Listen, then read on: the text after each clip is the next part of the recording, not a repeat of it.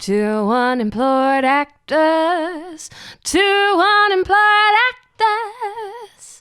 They're just between projects. Hello everyone, I'm Max. I'm Sam. We are two unemployed actors, and this is the podcast, just in case you don't know where you are. We've got so much to talk about today on the day where Taika Waititi is confirmed to be directing a Star Wars movie and co-writing it. We also had confirmation that Nicolas Cage is going to be the Tiger King. And we've got a few Netflix shows to talk about. Sam's practicing a new script and much more, so make sure you like and subscribe and listen up. First of all, new Star Wars, Taika Waititi, the rumours were rife. I mean, it was pretty much confirmed before it was confirmed, if you know what I mean.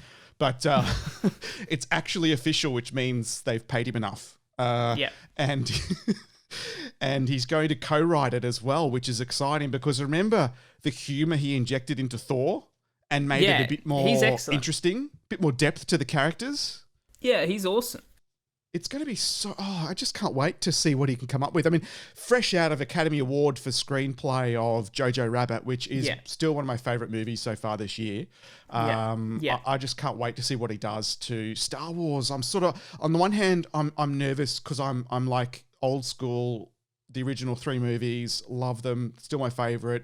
And it's a bit hard now. Disney's pumping them out every 30 minutes. But I'm kind of, on the other hand, I'm excited to see what this genius can do to the Star Wars Empire franchise. More like a franchise empire. He'll add some of those comedic aspects as well. He directed I haven't seen the Mandalorian series. I haven't got Disney Plus. I got bloody everything else. But I got Foxtel. I got Stan, Netflix. There's something else I'm forgetting, and I don't know. The bills keep coming. But you don't have Disney Plus. What a horrible life, Max. Oh, I'm sheltered. So, because apparently he directed the finale of season 1 of The Mandalorian, and it's been so successful that it's also done what Disney wanted it to do and bring subscribers into their new Disney Plus platform. But the second series is into production. It's been greenlit. It's going. It's happening. Lots of Star Wars. I'm excited. I'll just move so you can see on the camera my wonderful prop there, the Star Wars Millennium Falcon. I have to show it every now and then, Sam. It took me 3 weeks to build. I know. Well, I wish I can see it, but you don't give me the luxury of seeing your face. I've posted photos on social media, and we'll be back in the studio soon. We're getting close to real life coming back, as opposed to pandemic life. I like it here. I don't have to talk to you as much. You can't hide. Set in it the up. Dark. Talk to you on the podcast. That's it. It's a fake relationship. Everyone knows 5 it. seconds before. Yep. Are you ready? Yep. And then it's the Sam that we hear, like he's really like this all the time, and then it's back to bye. No, it's gonna be No, you call me. You're like, are you ready? I'm like, shut up, and then we just go. Like, who is this? Is this you again, Max? What? Are you recording already? Oh, is it today? Oh, is it today? Oh man.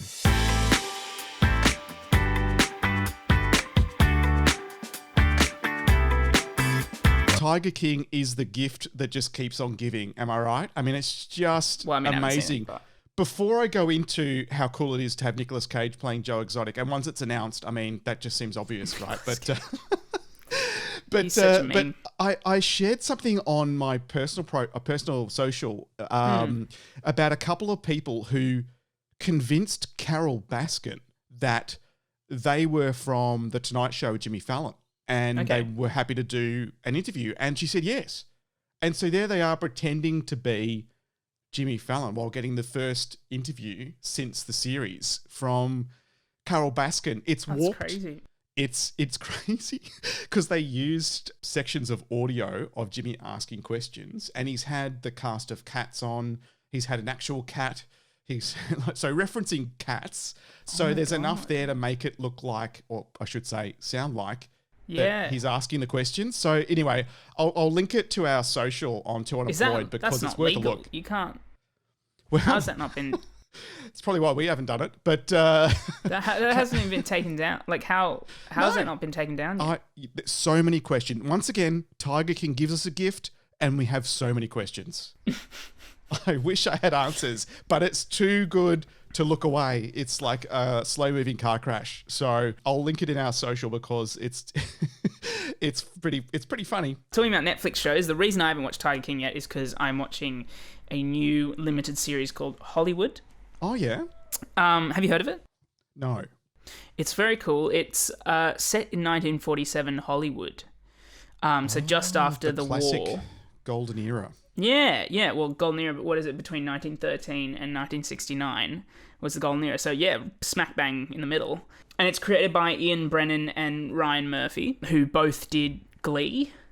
Right. And The Politician, which I think you haven't seen yet, but I've spoken about on the podcast before. Politician, it has starring Ben Platt from Dear Evan Hansen, who's amazing in it.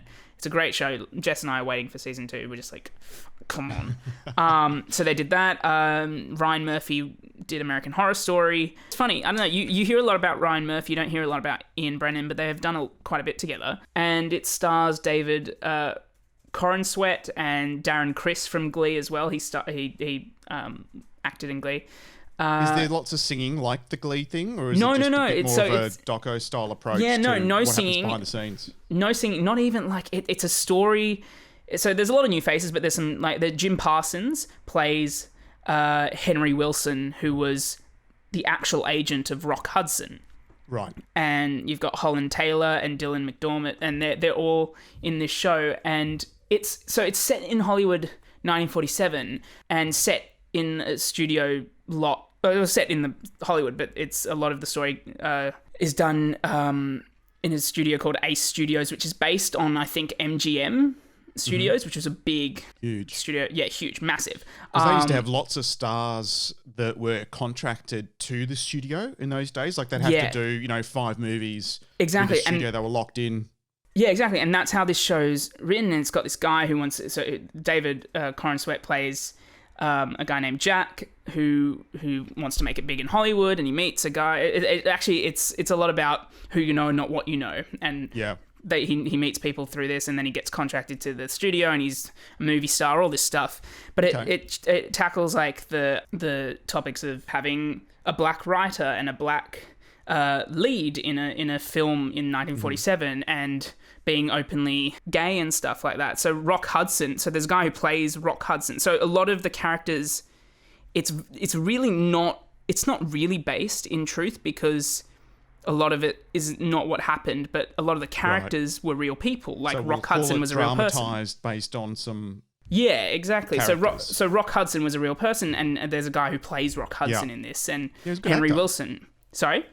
Rock Hudson was a great actor. Yeah, he was great. And so Jim Parsons plays Henry Wilson, Rock Hudson's agent, which it kind of gives you an insight into how crazy Hollywood was back then. And it's still like crazy now, but it's just like some of the dark stuff that was happening, and how people studios had so much power in those days. It was incredible. Like they could control a star so much. People would be manipulated. Jess and I were reading an article actually about how studios would make women, put like a new morality section in their contract and make women have abortions and be unmarried, because it made it look scandalous if they did. And the old marriages where they put the stars together to manufacture a relationship and all that sort of stuff. It's interesting now how much the power's swung away from the studios to actors who are producing more. Like you look at like an idol of mine, Reese Witherspoon, who through the teen comedies and dramedies to a point where she's optioning great stories to bring them to life, books and a booming production company. That's just amazing to have that much sort of control and influence. It's totally different to back in the day. Yeah, exactly. And it's a great show. Like obviously Rock Hudson was put in a heterosexual marriage just to fake that for publicity and all that stuff. But in this show, they kind of make it more of a happy ending than it actually was. And he opens up about being gay and all this stuff. And it's quite a cool show. Like the costumes are awesome because it's set in 47 and the cars are sick and all this, and all the settings awesome. It's just really well made, and the title sequence, the intro to the show is pretty awesome as well. So how many episodes is it? And it's on Netflix? It's 7. Yeah, it's on Netflix. It's 7 episodes. Meant to be a limited series, but people are saying, as we know from Ryan Murphy, he generally doesn't stop there. So hopefully, Jess and I finished all 7 episodes already, but hopefully, yeah, hopefully there'll be more. Speaking of series, I discovered completely by accident, just flicking through Netflix in a bored moment. I think it's a French production. There's so many dialects in it. It's based in Europe. It's called Into the Night, and it's like a Lost but more believable with characters that are better written and I think more depth to them, and they're just a bit more interesting. Okay. I say Lost because it's a people on a plane and a lot of drama happens. Really, it boils down to a drama around normal people who in extraordinary situations and how they change and how they interact, etc., and how they solve problems that keep cropping up. I think it's about 7 or 8 episodes. I watched it all. I couldn't help it. It was amazing, and really recommend it. It's a bit more grittier than a Lost, but it's still quite nice. There's humor in it. What was it called again? Real characters. Into the Night. Into the Night. So individuals that they do lose it at times and they do get happy and all the rest of it. But imagine this guy's just got them on a plane, just normal. They turn up the airport to go somewhere, and all of a sudden they realise there's an issue around the world based on some catastrophe, and they just can't land where they think they can, and the drama, and they have to go in a certain direction, otherwise they cark it, they die, it's all over. It's really interesting. And that's on, it's really what's it on? Netflix As well. Completely by accident. Some of those European dramas are quite good, but this is awesome. I'll tell you one that's really dark. Oh my God. Another accident that I tuned into called Get In. Okay. And not Get Out, it's Get In. This is 2017, but I think it just dropped on Netflix recently. It's based on a true story, and this couple goes away on holidays, let the babysitter look after the house for a couple of months while they're traveling in the caravan with the kid, and just said, look after the place. As long as you pay electricity bill, whatever, we're fine. We'll see you when we get back. They turn up, the gate won't open. They can't get in. The lock won't open the gate. It's our house. They call the police on them because here's the rental contract saying, it's theirs as long as they pay the utility bill. Go away. Yeah. And literally, it's this couple, how they go from an oh my God moment, okay, get a lawyer, we've got to do this is ridiculous, it'll be solved in 5 days, says the lawyer, to this whole like Clockwork Orange type ending where it's just insane, and it is rated R 18+. It's like what is goes it called? dark, and it's based on a true story. It's phenomenal. What did you say it was called? Get In. I think it's a French Canadian production actually, but it's just ridiculous. And the fact that it's based on a true story, I don't know how one of these loosely based on, but it's pretty full on. Oh my God. It's really full on. It just goes full Clockwork Orange towards the end. It's just massive. But I did not expect it. Like, it's one of those ones you just watch and go, oh yeah, like a popcorn movie, but it starts to draw you in and you just can't look away. You've got to work out what's going on because you feel for them. Yeah, right. The house is just taken away from them. And the law is on the side of they signed the contract saying they'll pay the utilities. Utilities were in their name. Yeah. And so they've got a right to be there. And you have to go through the court process to kick them out. And then there's a freeze during winter where you can't evict people in winter for obvious reasons. They'll freeze to death. So they end up for weeks and months trying to get the house back. I think, a phenomenal story. Just really cool. Yeah, right. That sounds good. But it goes all a bit Kubrick towards the end. It's like full on. Oh God, it earns its R18+. Oh, you've got to tune in. Imagine that. You turn up in your house, someone's in your house. It's ours. We changed all the locks. Go away. Not your best day. No. And it's certainly not the best ending for them. Oh my God. Anyway, I don't want to give too much away, but that's worth a look. So it's good that we've been enjoying pandemic to, broaden our horizons. Yeah, it's. I'm going to definitely watch Hollywood. I'm going to tune into that because that sounds awesome. Because I know a lot about the old studio system.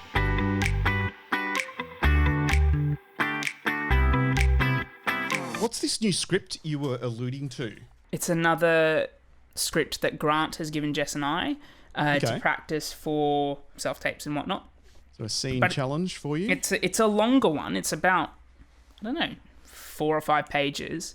Okay. and it's called Consequences, and it's about kind of a siblings, but we're going to play it as kind of a couple relationship. Yeah, but a guy kind of gets that makes more sense. a guy kind of gets out of Bit prison. weird. It's like you doing those romantic scenes with your mum. Back in the day. Yes, back haven't forgotten. in like podcast number 3 or something. I mentioned that. Go back and watch it, guys. The quality was shitter, and we're shitter. No. But the stories are just as good. But the stories are just as good. that should Romantic be self-tape with me mum. that should be a slogan. can't That should be forget that should be to Unemployed slogan. Oh dear. Yeah, no. So he just gets out of prison from drugs and whatnot. Yep. And kind of comes to a door and says, "I need a place," and it's that kind of Right. tense relationship, and More drama. it's interesting. It's really cool. Like we practiced it in an American accent. Not that we were going to do it in that accent, but it was just fun to do that, and then. Keep your dialect fresh. Yeah, exactly. Also, we've started Supernatural again. You remember that TV show? Supernatural. Did you ever watch it? No. So it's on Stan. It's with I forgot the actors' names, but it's been running for 15 years. They're up to season 15. It's finishing this year. Season 15. 15 a long one. years. Yeah. Must be doing something right. It was very, very popular. It still is very, very popular, and that's why. Grown up watching it. Yeah, Has the storyline sort of matured along with the audience, or they just keep scenes? I tried watching it when I was 14 and had nightmares for 4 weeks. It's a thriller kind of TV show. Darker than you thought. Yes, Not but quite then Batman in tights running around saying power. yeah, exactly. Jess watched up to season 9. Okay. Stopped watching whatever. She's ahead of you. Yeah, but we've started again now, and we were because the pilot's quite scary, and she remembers it as being scary as well. And we started watching it, and we're looking at the CGI like, yeah, this isn't as bad as we remember. But when it's you're 14, also funny it's very is that when different. you revisit a storyline and characters later on in life, and you look back at it and go, "Wow, that's." You look at it completely differently with life experience. It's Yeah, amazing. exactly. And so we're starting that, and obviously we've got 15 seasons to get through. But usually, usually shows finish in season 8 at the longest. Even if they're very 15's popular, unusual. 15 is very unusual. Like forget about Home and Away. That's just they don't even have freaking seasons. They've got to be doing something right to get to 15.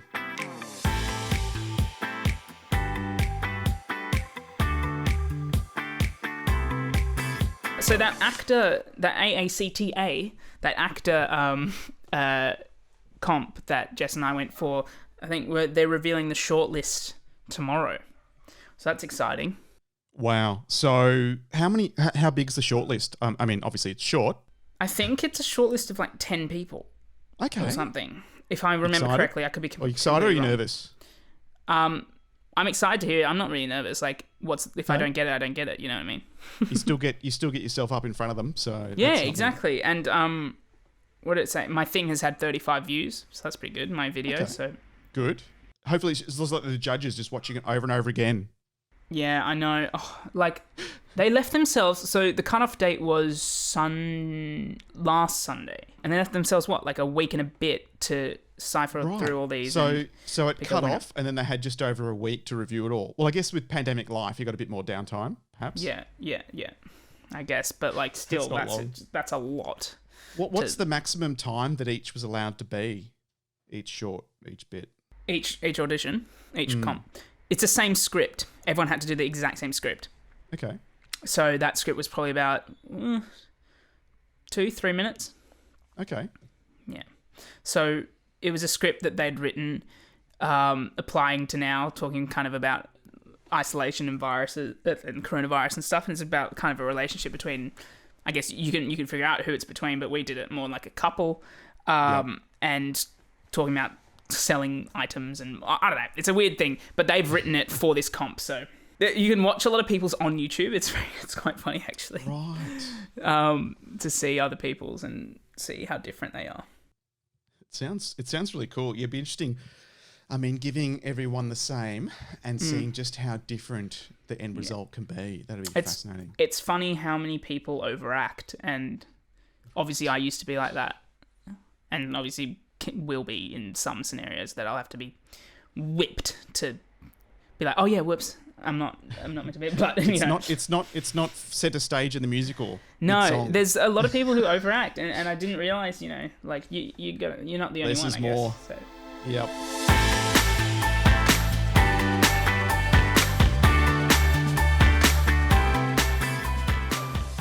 So I found out today that Extraction is greenlit for a sequel or prequel, whichever direction I want to go in. What? The movie.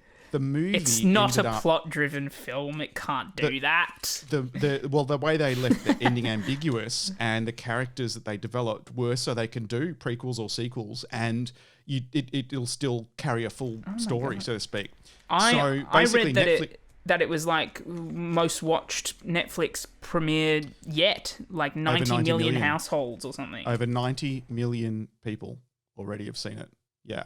The Russo brothers will work on the script from now. And once that's finished, it'll get greenlit, one hopes.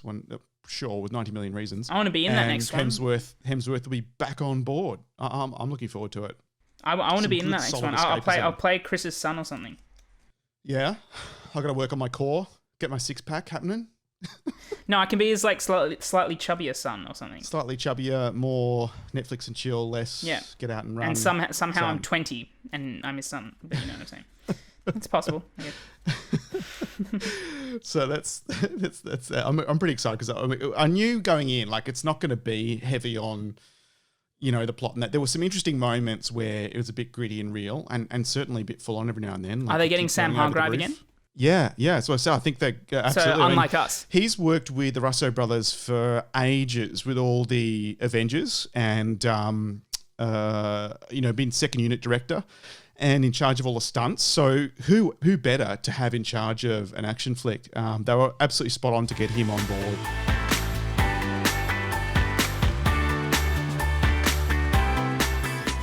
I'm going to have a behind-the-scenes update on the YouTube channel so you can see more of how the studio's evolved, especially this COVID pandemic world, getting the most out of the deck and all the rest of it.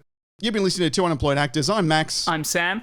Be sure to like, subscribe, listen on your favourite podcast platform, or watch us on YouTube, and you'll hear from us next week. Bye. See you guys. Two unemployed actors.